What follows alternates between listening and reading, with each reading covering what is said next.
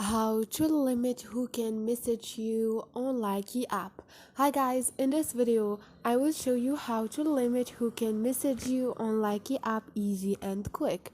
So first thing, go to your Likee. Once you are on For You page, all you need to do is click on those three lines and you're gonna find settings at the bottom. Click on it. Here click on privacy, which is the second option. And now click on who can message me. Now you can limit who can message you.